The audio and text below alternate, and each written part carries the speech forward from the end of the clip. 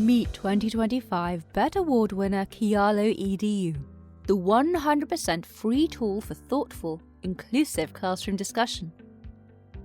On Kialo, students contribute instantly and simultaneously to create an interactive map of a discussion, deepening their subject knowledge and enhancing their critical thinking skills.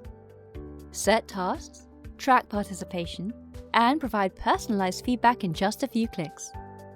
And since it's compatible with all your favorite LMS platforms, it slots seamlessly into your existing workflow.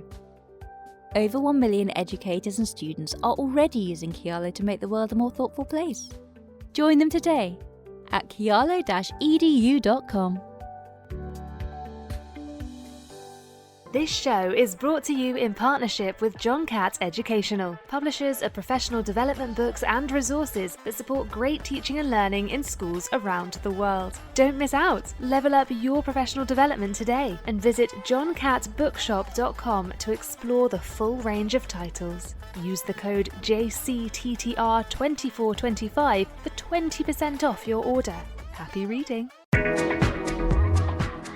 Thanks for watching live or listening back to this show from Teachers Talk Radio. You can catch up with all our shows by visiting our YouTube channel or by listening back at ttradio.org. Don't forget to like and subscribe to enjoy more live education conversation from TTR. We hope you enjoy this show.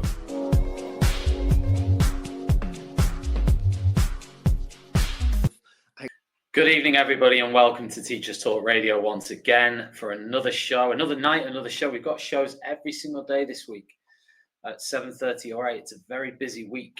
Here's another one, which is absolutely fantastic, all about immersive learning again. Our series of shows with Merlin Entertainment. It's absolutely amazing to be able to talk about so many fascinating and enriching things that students can experience. And today is no different, because we are going to talk specifically about aquariums and sea life.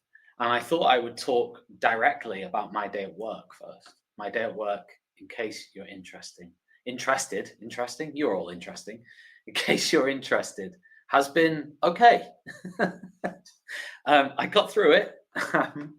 Lots of Key Stage 3 groups. And we were doing monks. We were doing medieval monks. It was very somber. They labeled a picture of a monk, and we then discussed medieval life for religious people. So that was year 7. What to do with year 8? Year 8, we're still doing Cromwell. And in fact, next week, we have a historian coming to talk to the students about Oliver Cromwell and the age-old debate about Oliver Cromwell. So that'll be interesting, which leads me on to immersive and enriching experiences for students, because I've done 2 of those so far with them, where historians have spoken to them. With year 9, had Paul Reed talking about World War I. They had the year 7s, had Mark Morris talking about medieval life. And they were able to engage with a historian, ask them questions, do a Q&A essentially. We've got one next week with Peter Gorn, which is on Cromwell. Now, okay, that's probably at the, if you like, the lower end of what you could do to enrich students' experiences, is bring somebody into the classroom on a Zoom. Of course, the biggest way you could enrich learning is take them out of the classroom somewhere. And we're going to talk today about, well, varying experiences of doing that, but specifically with regards to aquariums. But the ones I've done over the years have been, for example, taking the students to Auschwitz twice. World War I battlefield tours, I've done that a couple of times. And also I've done multiple educational visits in the UK as well. Theatre productions, museums. I think one of the things that I feel all those things had in common is the students develop a sense of empathy on some level with something, whatever that topic was. I mean, obviously Auschwitz, it's obvious. You develop an empathy for the victims of genocide, right? But on a smaller scale, the empathy could be with women working during World War I, which is one of the visits we did to the Imperial War Museum in Manchester.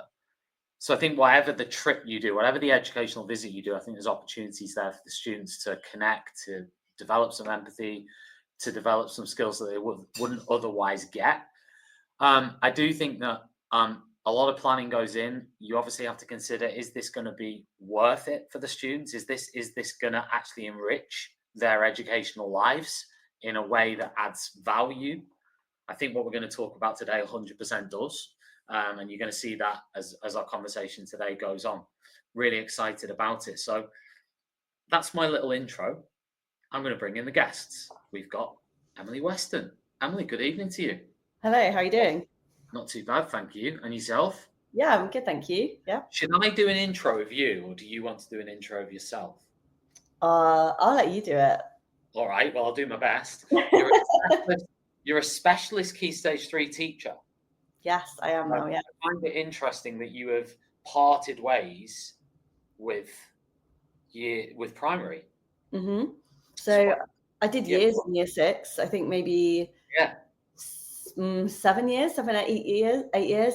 And I did go to secondary once before as a transition teacher, but it wasn't a right fit with me with the school, and they did 90-minute lessons, which for me was already not for me. And then I went back to primary, and this job came up at a secondary school. I actually used to work at their feeder primary, so I knew a lot about them already.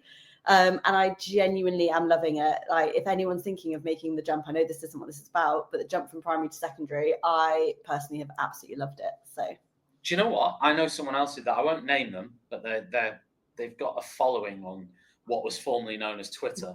They actually jumped from primary to secondary, and they're having a great experience. They're loving it. They're really enjoying it. So I think it works for a lot of people. Yeah, I think what's your downside? Have you got a downside? I think for me personally, it's maybe not having all of my PPA all in one go. I think that's what I've had to really get used to. Maybe just learning how to be more productive within just the 50 minutes rather than having a whole afternoon just to crack on. I think that for me is what I've had to get used to, but it's not a downside as such. It's just a readjustment. Fair play. I mean, the primary downsides for me would probably be associated with snotty noses and sort of, can you wipe this off this sort of questions, and just generally get away from me. You also have a lot of patience. You have to have a lot of patience. I mean, you have to have a lot of patience as a teacher, full stop. But I think next level patience. I think the good part is, and again, this is like a perception from outside, because my limited primary experience is going work experience when I did my PGCE and stuff like that, right? But the kids, I guess, at that age do tend to be more joyful about. They haven't hit teenage sort of years yet, have they? So maybe they're a bit more joyful. Most of them haven't. Yeah, most of them haven't. I think I like. Hey, if you're watching this and you're a primary teacher, just feel free to write some horrible comments at me. Tell me I don't know what I'm talking about. Tell me that the kids are not as joyful in primary as they are in secondary. Go on, do it. Make my day. There were some that were trickier, more teenage, shall we say. But I think you really built relationships with them because you had them all day, every day. And I think, that was a blessing and a curse, because if you or a child had had enough of each other one day, you had a whole 4 days left of the week. Whereas, in secondary, it's more of a change of face. But I love them both equally. I think I'm just as happy in primary and secondary, which surprises me. I didn't think I'd feel that way, but here we are. Well, it's not just you, Emily. We also have tonight Susie. Good evening, Susie. Okay, so I'm Susie Simpson. I'm the Global Education Manager for Sea Life. My previous background, teaching-wise, is slightly different to both of yours. So I come from an FE-HE background where I spent 13 years in a kind of vocational animal management teaching environment. So that meant that we did a kind of half-half theory and practical courses. So we have an animal unit, and then we would teach the theoretical in the classroom, and then we go out and spend half the time working on the animal unit, carrying out husbandry and things like that. So mainly 14 years upwards, and it's up through into degree level. So I was program lead for the zoo husbandry and management program there as well. So yeah. That's me. It sounds like quite a big job. Whenever you put the word global into a job, I feel like it becomes like chop that off, right? Yeah, I always think like it's a big job. It is a big job. I would definitely agree with that. We have over 50 sites globally, sea life sites. So yeah, I would say there's a lot of us. So, but it's an amazing community to be a part of, and you know, our reach is huge with regards to our educational reach. Our conservation education is obviously we're reaching lots and lots of visitors coming through our doors, and we're able to reach so many. So yeah, there are huge positives linked to that. I mean, I was just thinking today, because we're going to be discussing oceans quite a lot, aren't we, this evening? And I was thinking today about the terrible disaster in the ocean in the last couple of days, and it sort of sparked, I guess it sparked a thought in me of, oh, all the terrible damage and all the different things. But if you don't know about what is in the ocean, then maybe it can be hard to conceptualize that. In some ways, that, I'll be honest with you, in some ways that's like blissful ignorance, because you can look at a disaster like that and you can not really know the damage that is, apart from knowing that it will be substantial damage. You don't know necessarily the ins and outs of the creatures and how the effect on different ecosystems and all the rest of it. So it has brought it into sharp focus. I'm sort of, I mean, saying I'm glad to be doing a show about ocean conservation in light of that is probably the wrong terminology, but certainly I think it's brought it into sharp focus. And the other thing, funnily enough, I now live near the sea. I live in Galicia, and where I actually live is next to the sea. It is on the sea, is literally a 2-minute walk that way. And today, today it is great. And today they saved a dolphin, because a dolphin got washed up. It got attacked by a shark, and it got washed up on the beach. And a fire crew happened to be driving past at the time. They went over there and they managed to get a hoist, and they put the dolphin in a hoist, and then they got a lifeboat to come in, and they managed to get the dolphin into the lifeboat and get the lifeboat out to sea and release the dolphin back into the wild. That happened today. Wow. That's amazing. What are the chances? I know, and now I'm talking about ocean conservation. So I wanted to ask you both, oceans, what are your memories of oceans? Because my memories of oceans are all very good things, like beach holidays, in all UK beach holidays, I hasten to add, after getting out of a caravan. So not like Seychelles, we're talking like Margate and sort of, probably like Calais. It's probably the furthest beach holiday we went to. But it does bring good memories back. South Wales, like Pembrokeshire, Haverfordwest. But I wonder for you guys, when you hear the word ocean, what are the things that come to mind for you? I think for me, my grandpa lived in Barry Island, so I was growing up with the ocean right in front of me. And when we've got family friends who live in Cornwall who I try and visit, and going to like Godreevy Beach and just sitting and being calm. I think the ocean always makes me think of either like that childhood nostalgia of, am I going to go in the ocean or go and win on the 2p machines, or just that calmness of just being sat on a beach and reading and having nothing, like no demands, isn't it? I think the ocean kind of makes you, there's no demand on you. You're kind of just calm and able to just be. So they're quite different memories, but yeah, I think I'd agree with both of you on some of the 2p machines. Definitely there for that. I think driving down to, we used to be in a caravan over the summer period, so we used to go down for the summer, pitch up in the caravan. We'd normally be, we're an island, so you'd often drive an hour and you pitch up the caravan and we'd be near to the beach, and that was the highlight. And day trips down to Camber or Dymchurch or Hastings, and driving down in the car. And I remember when my dad would sort of say, she's gone to Emily. She's gone to the beach. She's gone to, I'm going to the beach. My dad would say when he saw the sea, and I just remember how excited I was. As soon as he saw the sea, I'd be like, the sea. So then we'd start singing. I'm showing my age now. It's like, I do like to be beside the seaside, but we'd sing it really loud, and then we get down there, and of course, paddling, rock pooling. But I lived in Cornwall as well. I lived there for several years doing my degree, and just being out on the headland, seeing seals, harbour porpoises, just all really good well-being kind of stuff, you know, really positive and really lovely. But I think this is something that people talk about is it's been researched recently that's talked about marine identity and how, you know, we all have sort of links to the ocean somehow, and they may be positive or negative, but we all, like, if we think about how we connect ourselves with the ocean and what our memories are, like, you know, I think everybody should think about that. Like, what's your marine identity? How do you connect yourself with oceans? I think it's pretty cool. I love it. And scientists say 80% of the planet's life, I'm not sure whether they say originates, but is generated in the ocean. 50% of the Earth's oxygen comes from the ocean. So I wanted to ask, and I'll ask Emily this, and I will input. How aware do you think children are of the role of the ocean in their day-to-day life? I don't think they're super aware of how it actually affects their life or the facts that you've just said. I think whenever the oceans come up when I'm at school, it is to talk about either a holiday they've been on or they're all obsessed about plastic in the ocean, but exclusively plastic in the ocean and the straws with, you know, affecting the turtles. I don't think they know about all the life that's in there. I don't think they know about, I mean, I didn't know for a while about that oxygen coming from the ocean. So if I don't know it, you know, how can we expect the children to know it? I think it is quite one-dimensional, maybe, what they know. So it's definitely about getting it more in there, isn't it?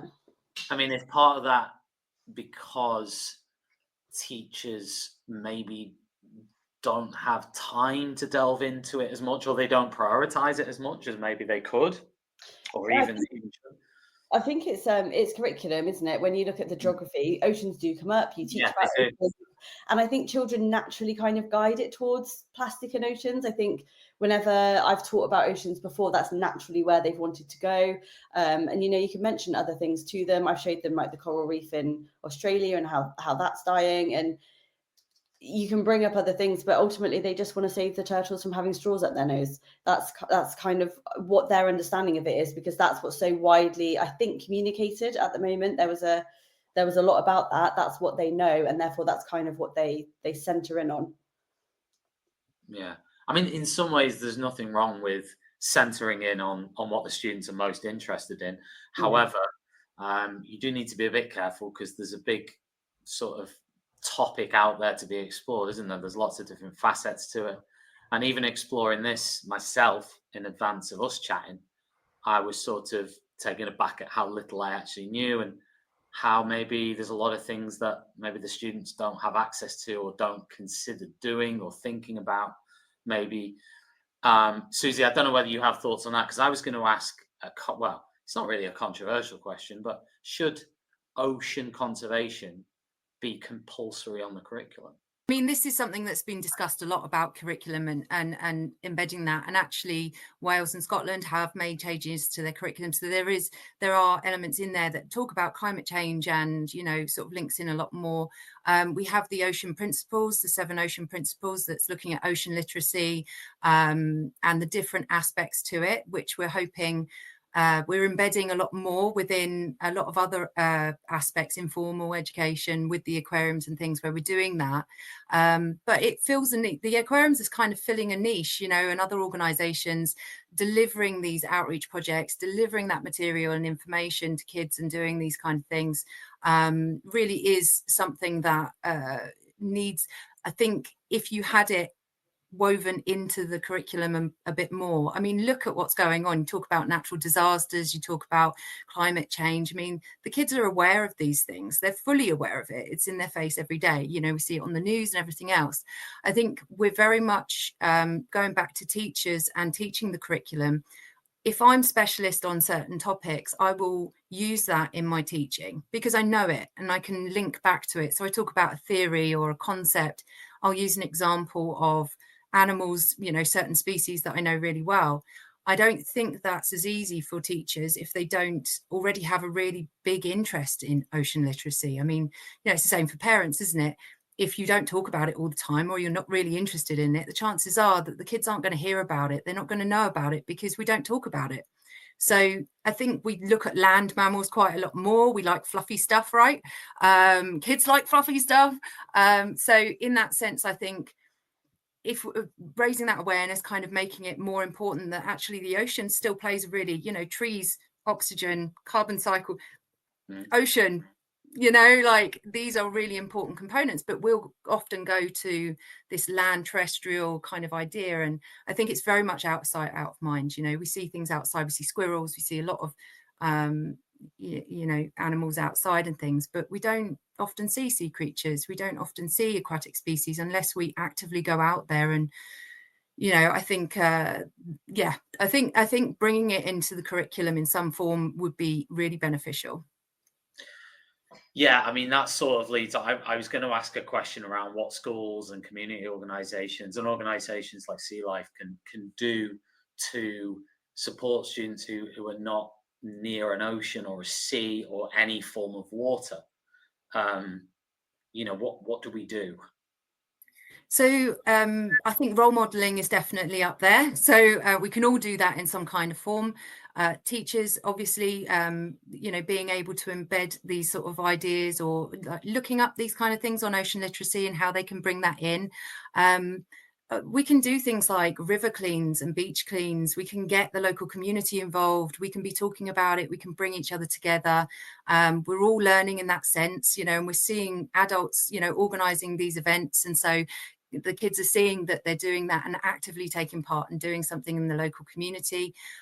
Sea Life, we have materials and resources. We have the conservation classroom, which has lots of free downloadable resources for teachers to use and others to sort of look through and utilize. And so we actually have the Friends of the Sea subscription, so you can actually go in. It's completely free. You can sign yourself up, and then you can download the missions that are available, which include the Protect, the Advocate, and the Mobilise, different resources.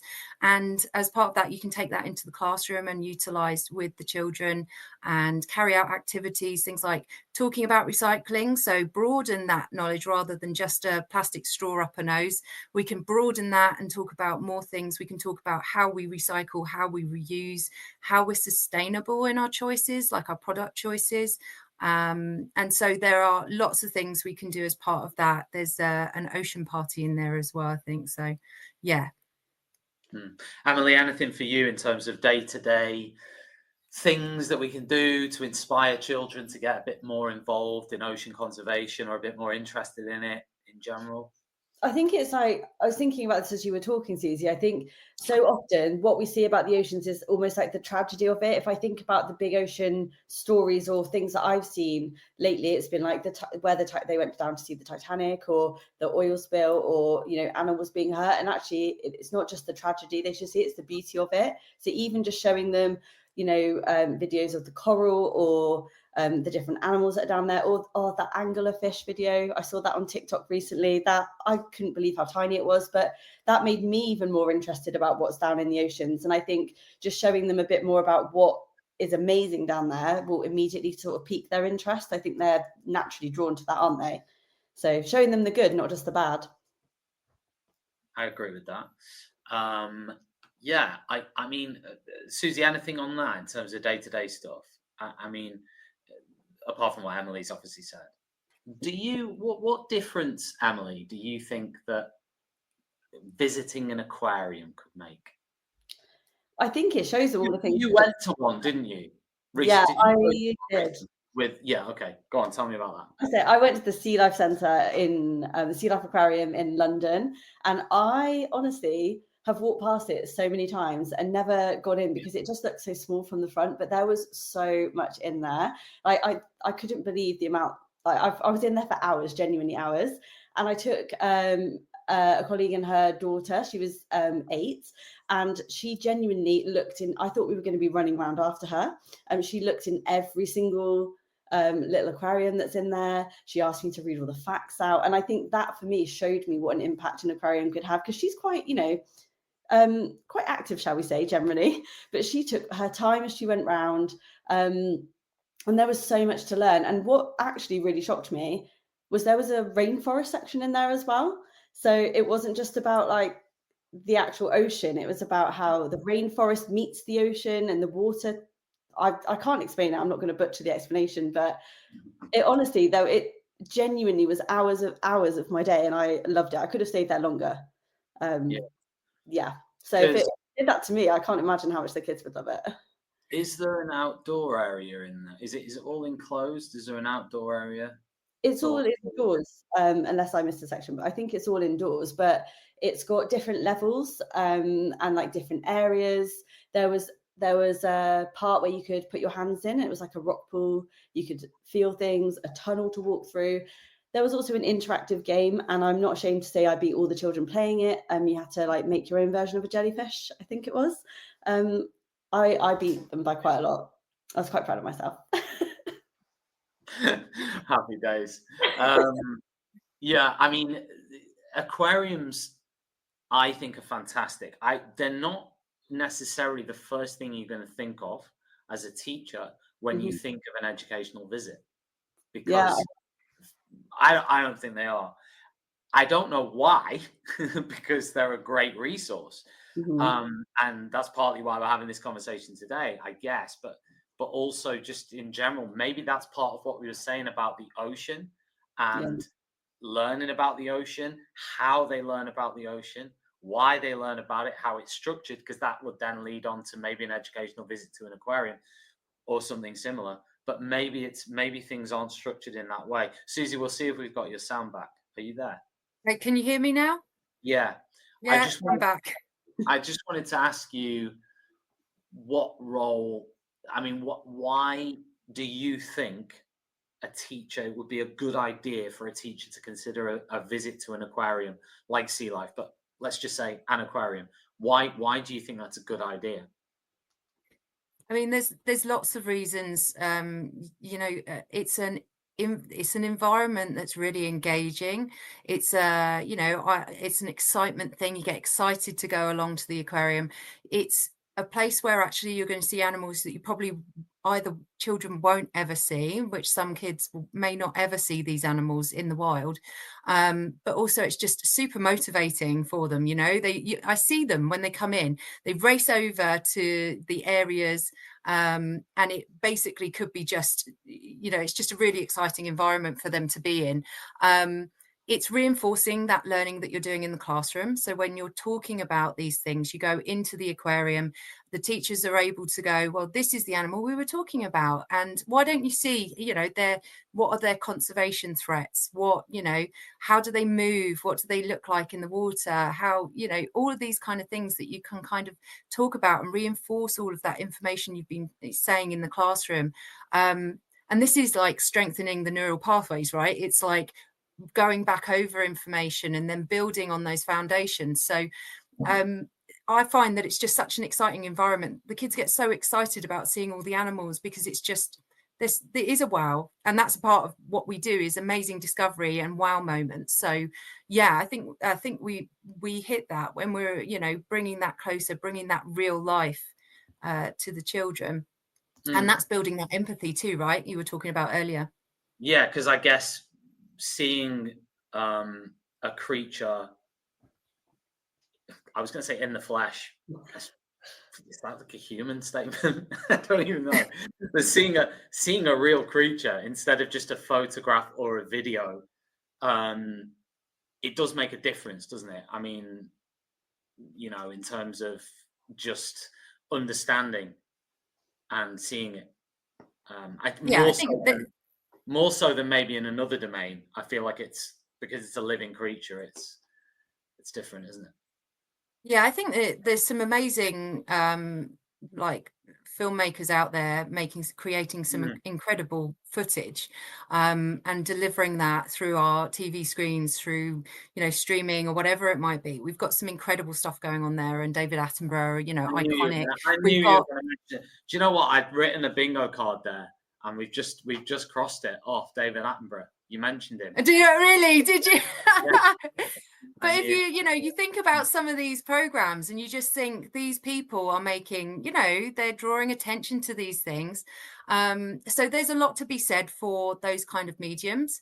But really being in an aquarium and feeling that environment, I mean, there's a sense of it really is for a lot of people, it's a well-being thing. You know, you're in there, the sights, the sounds, the low lighting, you're actually feeling like you're underwater with those animals. And that is a really magical feeling for children who haven't ever, you know, they may not ever scuba dive, or, you know, in the economy now, we really don't have much money for trips abroad or things like that. And so bringing that experience to immerse yourself, be under the water and be there with them, is just, yeah, something you can't really get unless you're out there in the wild doing research and all that kind of wonderful stuff. I say when we went as well, what was really surprising is there was obviously the tunnel, and there's like the big tanks that have got the sharks and things in, which you would typically think is where we would have spent the most time. But actually, the little girl and I, we actually spent the most time outside the jellyfish and the seahorse tanks. We could have been there for so long just watching them. It was mesmerizing. And jellyfish, with the lighting they put in there, they genuinely look beautiful, which you would never think about a jellyfish, I don't think, without seeing them there. So it was surprising, actually, the areas that we did spend the most time in. Yeah, I agree. The jellyfish area is just beautiful, and it's such a calming environment. And I think when we think about inclusivity, accessibility, you know, for children, you know, especially with SEND needs, you know, like going into that kind of environment is really quite calming. So yeah, there's lots of wonderful elements there that you can take away. But for me too, I'm quite happy being there, just being in all of that. They're just beautiful. Yeah. Yeah. I mean, when I've been to aquariums in the past, I have to agree with you. It has been like a calming experience, which for someone like me is quite miraculous, because it takes a heck of a lot to calm me down.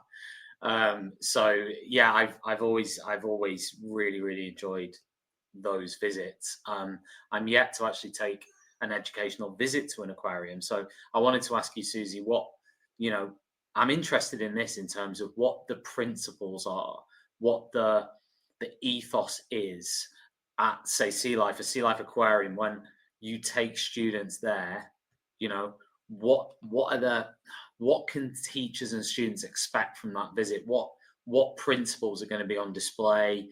How is it maybe going to be different?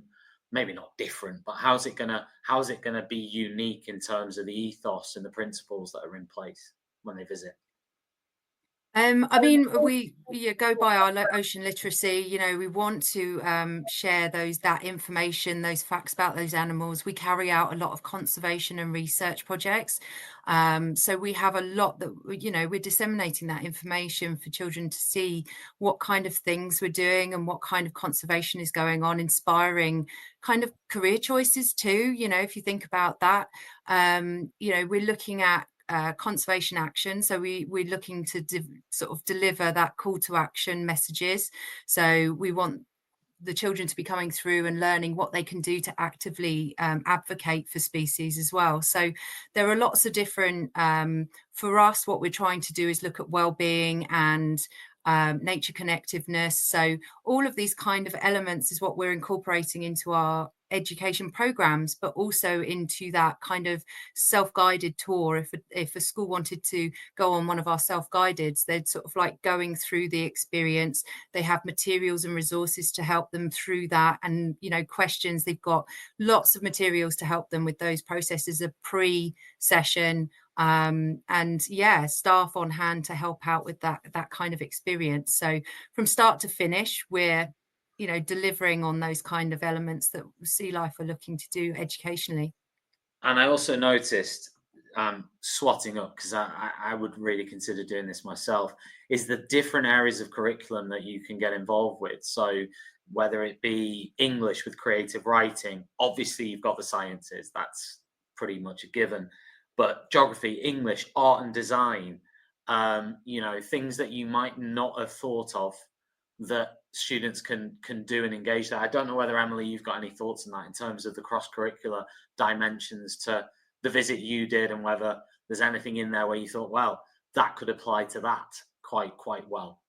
Yeah, I think I'm one of these annoying people that doesn't switch off from teaching when I'm out and about. So I did, as I walked around, I was thinking, how could I connect this? But I genuinely think you can connect pretty much anything to the aquarium, which really surprised me. I think art is always, I think you can connect art really easily to most things, but even history, like the history of the oceans, history of animals, you could look at everything. You were saying no, yeah, you can. No, you could.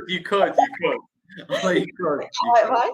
You can do like PSHE about, being a good citizen. You can do, I mean, as an English teacher, the English writing. You could even do maths about like volume of a tank or like, distance across oceans. It genuinely encompasses everything, which I know you said earlier when you think, well, why don't we go to aquariums more in school? If I think to when I plan trips, I think, well, what can I get out of it? And for an aquarium, I always just saw it as, sorry, Susie, like a bit of fun, like a fun trip, or it has to connect just to oceans. But actually, when I went round, I thought it encompasses everything. And I thought, what if you did that at the start of a term, that would lead your learning for the rest of it, really, which I think genuinely really surprised me. I was surprised by how much was in there and how much learning was in there.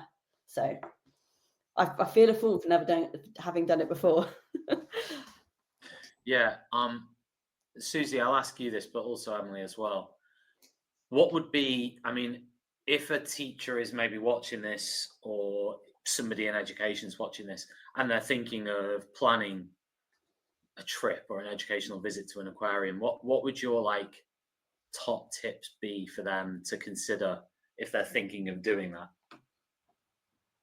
I think doing some pre-prep beforehand. I mean, we've got the teacher days. This allows you to be able to contact the hub, do bookings. You can go through for the teacher day. That allows you to do a risk assessment, so you're able to check out the facility and see what's available. If you want to book workshops or any elements like that, then you can just go online and do that through the booking hub. You can also talk to the site directly if there's any particular questions, then they can redirect you through. So and then after that, you get all of your documents come through, so everything you're pre-prep so that you can do something before you go on the visit. And then depending on whether it's a self-guided, where you'll have materials as well to go through that, or you will be given obviously you'll be met by a member of staff to do your workshop, which can take up to an hour. And then again, you can wander around and go and have a look at what else is available. So we have some VR experiences in some of them as well, with some great videos on some of the researchers who are out under the water sort of delivering, doing the research stuff. So lots of different things, and it's quite a simple process really to book a trip and gain all that information. Brilliant.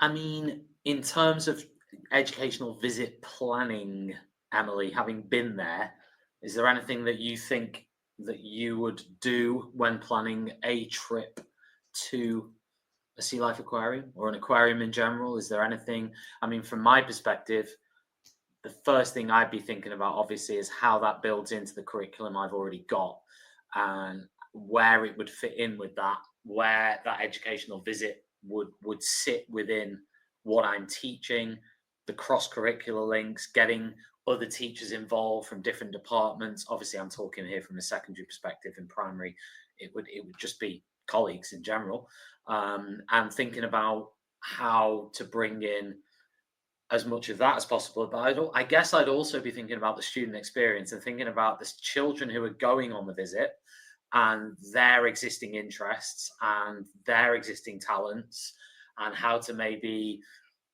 create opportunities for them to make links and connections with their talent or interest during the visit. And thinking about, okay, John is really, really interested in X. How can we present an opportunity within this educational visit for John that is specific for John? So it's, I mean, I'm just talking about a trip in general. So my example is World War One, where we had a student who obviously had a relative in Flanders. We visited the grave of their relative, the specific place where they were buried, and we visited that place, and that created a individual moment for a specific student. Obviously, in a trip like this, it could be a specific interest in a particular creature, or it could be a particular interest in a particular thing. How even art, if a student is specifically interested in art, how can we bring that in for them in the visit? That was me going off on a tangent about things I would be thinking about when I plan an educational visit in general, but specifically in this case, how we can make it. I say individualized. You can't because you've got a class group with you, but at least thinking about what the students are interested in. Well, I think before I went on the trip, I always tend to do it anyway, like show a map of where I'm going. So I think when you show them sort of the aquarium and they can see the different areas, I would naturally be noting like what animals each of the children is most excited to see. And then I think even when you're there, you can be like, oh, I don't think of any children's name, like Molly, this is where the jellyfish are, or Sam, this is where the penguins are. And I think I would just sort of note what they're most excited about and almost guide them to that. I would even think about in primary, can you pair some classes up? So naturally, I think we always take like just year 6 on their own. Could it be that you take year 6 with the reception class and actually they get to see the wonder and the joy of the reception class and almost be the experts themselves? I think that would be really lovely. And I don't think it's done enough, actually. I think we either do a whole school trip or just a class trip. Why not just join up 2 of those areas? EYFS are very good at doing oceans and, children-led learning. So why don't we take them with year 6 and get them to, and then they get to be the role of the expert. Can they read the signs to the younger children? Can they tell them what's in there? I think that's the angle I'd be going on, because it would create that awe and that wonder. And actually the cultural capital that they'd be getting from maybe seeing things they haven't seen before. So meet 2025 BET Award winner Kialo EDU, the 100% free tool for thoughtful, inclusive classroom discussion. On Kialo, students contribute instantly and simultaneously to create an interactive map of a discussion, deepening their subject knowledge and enhancing their critical thinking skills. Set tasks, track participation, and provide personalized feedback in just a few clicks. And since it's compatible with all your favorite LMS platforms, it slots seamlessly into your existing workflow. Over 1 million educators and students are already using Kialo to make the world a more thoughtful place. Join them today at kialo-edu.com. This show is brought to you in partnership with John Catt Educational, publishers of professional development books and resources that support great teaching and learning in schools around the world. Don't miss out. Level up your professional development today and visit johncattbookshop.com to explore the full range of titles. Use the code JCTTR2425 for 20% off your order. Happy reading. And I noticed, Susie, correct me if I'm wrong, but on the website, in terms of the facilities, resources, different things that are available, there are things that are like suitable for year 6, but also suitable for early years. There's quite a range in the offering, rather than just, hey, it's primary or it's like secondary. It's very specific, isn't it? Yeah, for sure. And we've got a wide range of variety of resources for schools to use. So I think it's about offering options, because we recognise that teachers know what they're doing and want to be able to slot things in as to what they're doing. So if the availability is there and the options are there, they can make those decisions themselves: what will work, what won't work, what the children differentiate in as to what the children will want to do, or what's more exciting, and give options there. So yeah, lots of variety and options for teachers. I wanted to move on a little bit and talk about careers, because I think there's an element there in terms of jobs in the world of work. Working in the area of marine conservation or oceans. Do you think students are generally aware of the different jobs that are out there? I'll be honest with you, I'm not. I don't have a clue what jobs, other than working at an aquarium or working at, perhaps, I'll tell you, this is stupid, but working in on like oil rigs, which is it's terrible. I'm being a marine biologist, so just like studying it. But in terms of careers, very limited knowledge. So Yeah. Susie, tell us, list now, it's challenge time. List me as many jobs in a minute as you can. Oceans. Get ready, Emily. Not explain them. Not explain each one. She's going to turn a mic off. Go on. As many jobs as you can in a minute. Oceans. Marine biologist. You've said about the oil rigs. Environmental planner, conservation education host, engagement within an aquarium, photographer, filmmaker, oceanographer, lifeguard, fisherman, yeah. Really I don't think I did too bad. What about, I got another one, which is like a diver. Diver, yeah, absolutely. You usually need the diving qualifications as well as part of quite a few of those jobs. So if you're doing the oceanographer going collecting science, or marine biologist, or any of the filmmaking and things like that, you'd need to have some kind of, unless you're above with a camera dipping in the water. But but I don't think this is I don't think this is something that a lot of children or people are aware of, what the different jobs are around oceans. I don't think it's something that's often talked about. Again, it's one of those things that we're not as familiar with.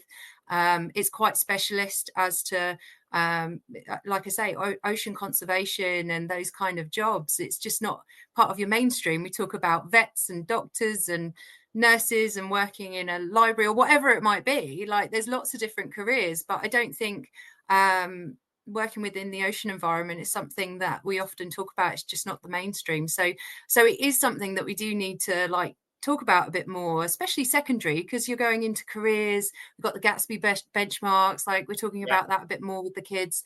They're looking at the direction they're going, they're making choices for options and things. So understanding that maybe you need to have the sciences, you need to get your English and maths, or you need to focus on these topics in order to move up into those kind of jobs.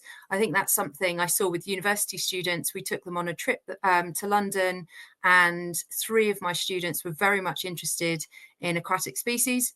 And by the time we'd finished doing a behind the scenes, we've got a kitty cat, behind the scenes, learning about nutrition, quarantine, filtration, all of these things on a large scale. We got to the end of the trip and they were like, we just didn't really know we could do this kind of job. And I said, well, you're zoology students and you didn't realize you could. So it goes to show you that even in that sort of animal management or zoo, they didn't even realize they could do those kind of things and what it entailed. So it goes to show you, really. No.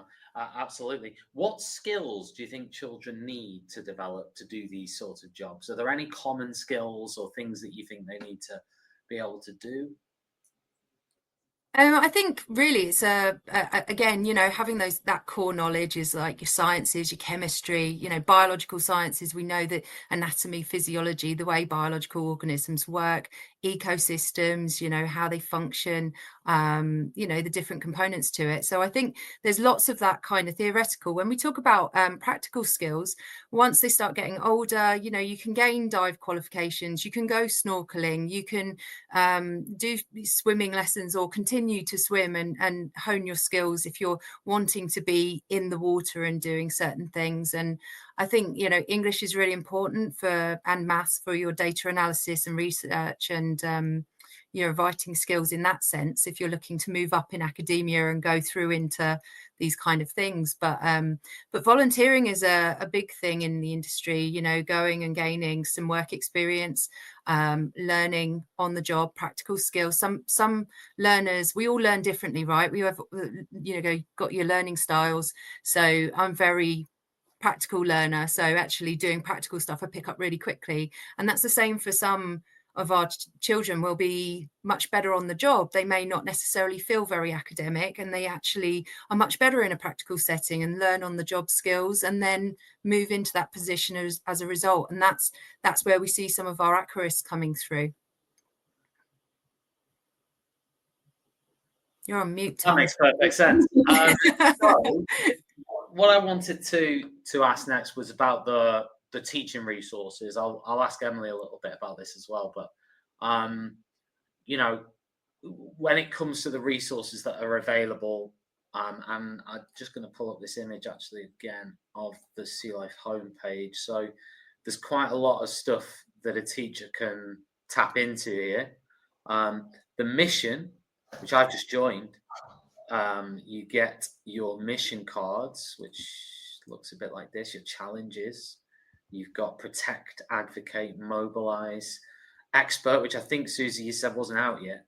But no, you get the subscription, and then protect, advocate, and mobilize are all available to download, and then expert is going to be released soon. Brilliant. So step one, you just have to sign up for the challenge pack, which you can do by visiting the address which is on screen now. Visit sealife.com/UK/schools. You can get the pack. Step one is obviously just click that button that says request your free challenge cards and teacher guide, input your email address in there. Then you can select your mission. You can have a look at the challenge cards. Let's just take that banner off so we can see that. And yeah, if you do work with the students, you can share it with Sea Life, right? And yeah, they might share it somewhere, and then the kids get a bit of a shout out, which is pretty cool. But obviously, coming back to the main homepage, just to tick, because the free classroom resources, they're really cool. I was really not this. I do not mean this in an offensive way, but many providers out there, maybe there are some providers out there where the free resource section just tends to not be great. Whereas actually, I was looking at this and it is really, really nice. It looks good. It's simple. It's easy to access. It's easy to adapt. So it's not something I don't know whether you want to feed in on that, Emily, from your perspective. Yeah, I think very similarly. I think the resources are of a high quality. I think there's a good range there. I think it's really useful as well that the ages are on them, because sometimes I end up trawling through a lot of resources that don't actually suit the age that I have. And they do actually go all the way up to age 13, which I thought was really interesting as well. But yeah, I really loved the range and the quality of them. I agree, Tom. I think sometimes you see the word free and you think, well, I don't know how this is going to go. But actually, they're quality free resources, which you could either use as you went round. Like I could easily make a work pack of that for as you go round, or in the classroom, having been or not been to the aquarium. I think they're just as useful. And I love that it's called the conservation classroom as well. I think it just changes it from just being an activity that they're doing to feeling a bit more empowered with it, I think. And you know, what makes a classroom a conservation HQ? Maybe Susie can answer that, but Emily as well. What makes a classroom a conservation HQ? I'll just jump in with the first bit with the resources. I love that it's got the manifestos on there. I think that for me starts making it into a conservation classroom, not just having resources, because it's actually getting to make, if I remind myself, I think it's by getting to do things like be respectful with wildlife and things like that. And they have to sort of say that they're going to do that. And I really love that as a resource as well, because it makes them take more ownership, not just of the learning, but of what they're up to. So this is primary. Yeah, I think that's the idea. Yeah, the idea is to give the children more of a ownership over actions. You know, I think we're giving them the tools and the resources to be able to become these ocean advocates, and they can do campaigns, and so there's lots of things in there that talk about doing a campaign and putting materials together, creating a presentation and delivering that to the school, becoming an ambassador, creating badges so that you can actually show to everyone that you're an ocean ambassador, and encouraging kind of, some of them talk about, so our Protect talks about carbon footprint, so that's actually going into the classroom and going, right, conservation headquarters, right, we're going to look at what the school does, what the energy use is, how we get to school, do we go by foot or do we go by bike, or are we using a car, and how can we change that? So there's like a footprint that you can do a before and after there. So there's also the recycling. So let's assess the school's recycling systems. Are we recycling? What are we using? Single-use plastic, all these kind of things. So it's kind of there's the final one is kind of the campaigning and everything. The manifesto is brilliant because the kids can actually sit down and go, okay, I can take this to somebody. I can, go to the head teacher, or I could go to my local MP, but they do need that support from the teacher to kind of encourage that kind of thing and go, you know what, here's the tools and I'll help you deliver that, what you want to do and the message you want to get out there. So yeah, it's a really lovely set that hopefully, works really well within the classroom as a conservation HQ. That's the idea. So, and the expert will be released soon, which if you subscribe, then you will obviously automatically get that as a result when that gets released. And that actually links into conservation projects. So that's stepping up a level and actually looking at our conservation and research projects, all the different things we're doing across the globe, things like the coral work that we're doing and propagation. We've got rescue and rehabilitation. We have our seals being rehabilitated and released in Scarborough, Hunstanton. So like having videos from the sites actually talking about the project. So lots of things to like broaden out your conservation HQ classroom and really build that story for the children. Yeah, because there were 4 missions: protect, advocate, mobilize, expert. We mentioned expert is coming soon, right? So it is, as part of each one of those, what do children learn from each of those missions? Presumably it's linked to the word, right? Yeah, so they're becoming those, they're learning to protect. How can they protect? Well, a lot of this is about giving them actions. How can they actively take part? We bombard children with sort of, the climate change and all these things that are happening, but this is actually giving them tools to actively take part, and this is creating those behaviors for. So if you look at the World Association Zoo strategy, looking at behavior change, so we're talking about how do we change what we're doing, because we affect the ocean impacts us. So what we're saying to kids are, you can positively contribute through these projects. You can actively do these actions, and this will help protect our oceans and protect our planet and contribute to conservation. So that's what we're doing, is kind of giving them that chance to.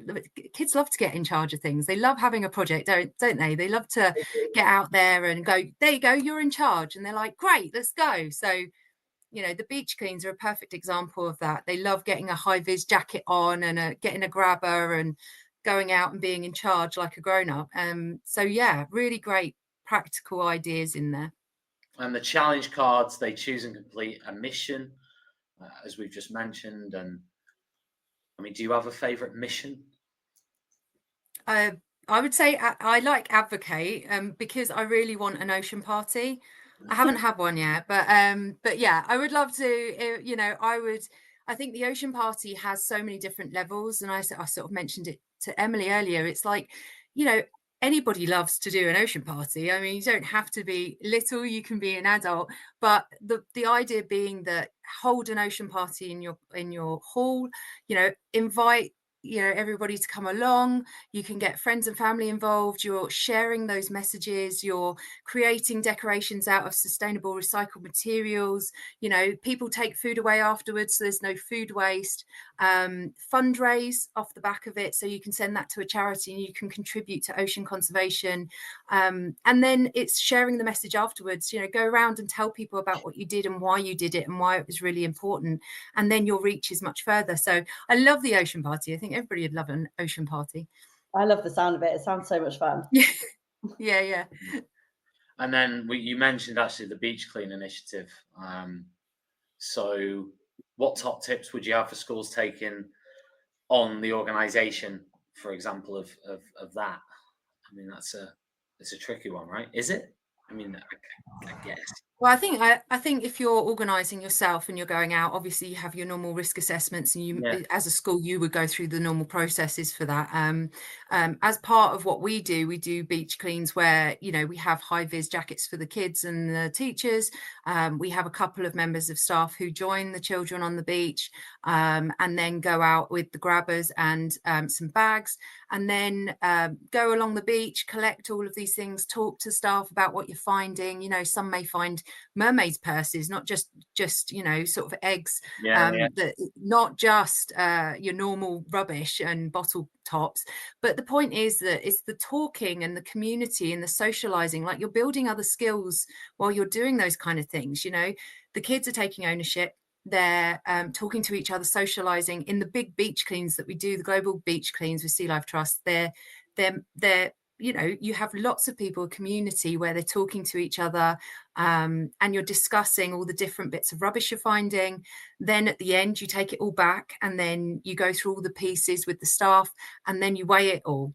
And so it's a bit of a competition at the end, because you're kind of like, oh, who did? So there are lots of discussion points around that. But it's also, again, like linking into nature connectedness, being outdoors, exercise, you know, well-being, again, enjoying yourself, having fun, socializing. There's so many different aspects to it. It's really beneficial. So they're really good. You could do a river clean too. If you're not near a beach, you could do a river clean, or really simply pick up rubbish in the playground. You know, like, I know it's like bringing it back. You can do really simple things.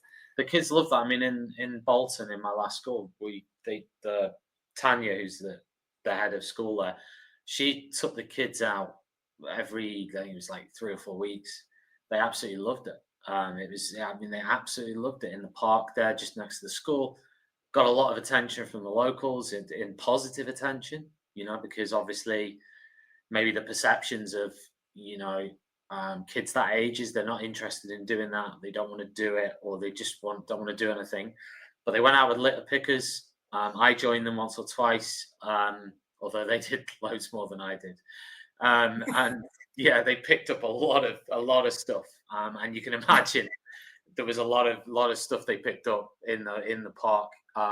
You know, huge amounts of just awful stuff, right, all over the place. So that's a really, really good idea, actually. And they love that stuff. They love the beach clean, litter picking, anything along those lines. They absolutely love it. They just love it. Who knew, right? Picking up rubbish. Yeah, I love it so much. They love the competitive element of it as well. There's just so much in there. And also, I think they do have a growing awareness of climate issues, the environment. There are many there that see that as a really, really important thing for them to do. So they take it very seriously. You've then got others who might not see it that way, but still want to get involved with the competitive element. You've got others who just like the idea of wearing high-vis jackets, right? So, you know, you got a whole combination, the whole spectrum. Yeah, I mean, we mentioned the ocean party. The expert test is sort of top secret, right? You can't give us any insight into what the expert challenge is going to be. It's going to be to be the next Greta. Yeah. I mean, like I say, it links into our conservation projects, but I think you have to sign up in order to get that one come through. So yeah, leave that one for everyone to explore. I was hoping for a sneak peek. We didn't get one. You'll be getting it. You've subscribed. Yes, so am I. Well, there you go. True. Yeah, I'm going to get them soon. I'm going to see exactly what it is. So, okay, Emily, I mean, what from everything we've discussed there, what do you think the children could gain from things like the ocean party, things like the beach clean initiative? What can students gain from that?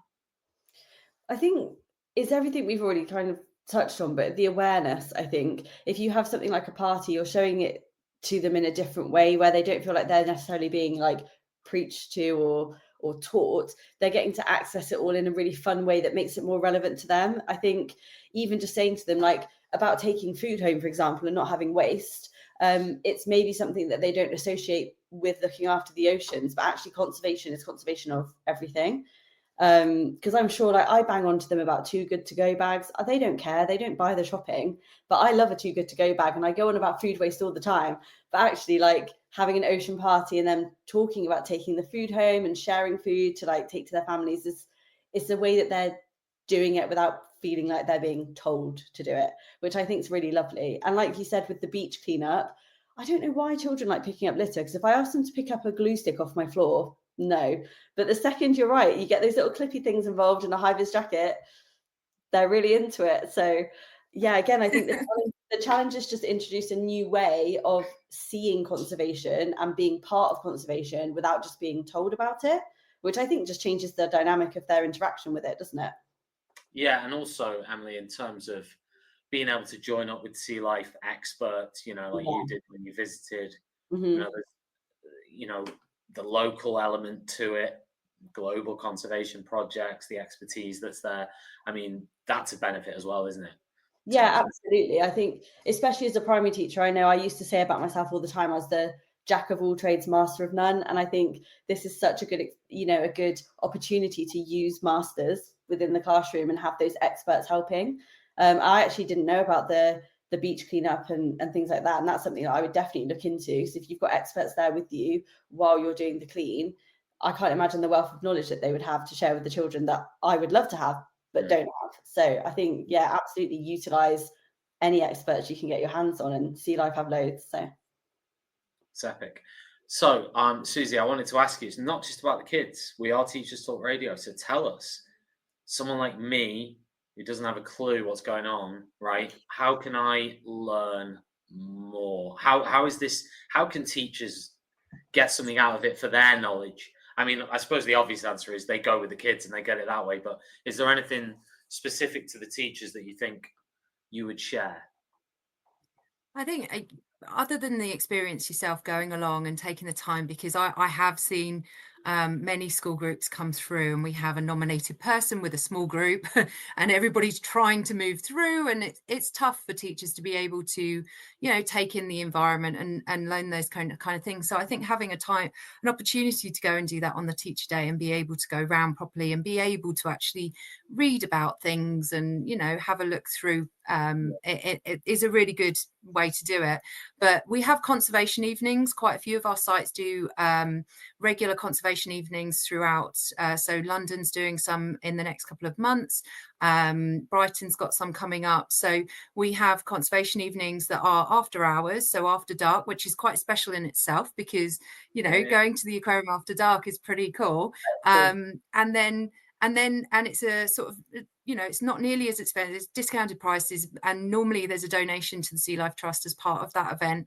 But the point is that you go and there's a couple of speakers. We have conservation organisations that come in, and you have these researchers, and they'll come and talk about their projects and the conservation that's going on. And usually, if it's not sort of a wider organisation, it might be a local organisation that links to that site, and they talk about their projects and what's going on and how people can get involved. And actually it's a really good opportunity to for people to ask the speaker if they would do a talk for their school. I think it's a really nice opportunity for teachers to come in and have a listen, hear some of the projects they can link into the work they're doing, but also say to them, would you mind doing a talk for our school? What's the harm in asking if they do that? And you might even have somebody talk for your school and talk, to your classes. So lots of opportunities in that sense, I would say, for sure. Brilliant. Right. Just to finish up then, Susie, I wanted to ask you, if someone's watched this for the last hour and they're thinking, okay, I want to go for this, or I at least want to explore it. I certainly do. Even though I have an ocean, which is literally, in fact, there's an aquarium where I live. It's literally there. Right? I haven't been yet, but it's literally 5-minute walk there. But if somebody's thinking, I want to incorporate this into my curriculum, I want to maybe plan an educational visit, what's the first step? Do they just contact you, or is there something? So head to the website. I would head to the website first, go and have a look on there, have a look at the different resources that are on there and what's kind of, what you could utilize. And then you can book through the website. So that's, you go through the process, complete the process online, and then you'll be able to carry out that. You'll get further details and further information as a result of that. So it's triggered as a result of you filling that out. There's a lot of information on the site already with regards to admission prices. You can go directly to the different sites. So for example, if you go onto the main website, you'll be able to go to London or Brighton or Birmingham, Manchester. I could go on and select the site that's closest to you. And then, it really is a simple process to get booking in and starting that journey to making a trip. So just an additional, Tom, actually, because you talked about history, Brighton's got one of our oldest buildings. So there are actually historical talks and things. They have a group that go around and actually look at the building and the structure of the building. So again, just builds in, there's lots of different elements to look at. You've been waiting that whole time, haven't you? The whole time. Like, I'm going to drop the building bomb at the end. I'm going to be like, forget the animals. He's a history teacher. Look it up. Forget the creatures. Let's drop something about old buildings. You know a way to my heart. That's brilliant. No, fantastic. No, brilliant. I mean, listen, there's so much there to explore and to sort of think about. It's been a real pleasure to talk about it with you this evening.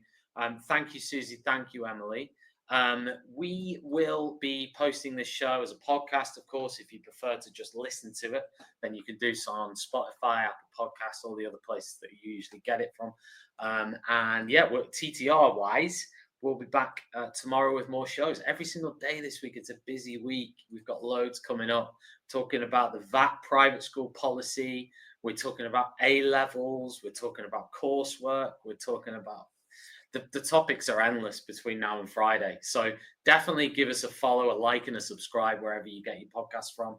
We'll be back soon. And of course, one final shout, visit sealife.com/UK/schools.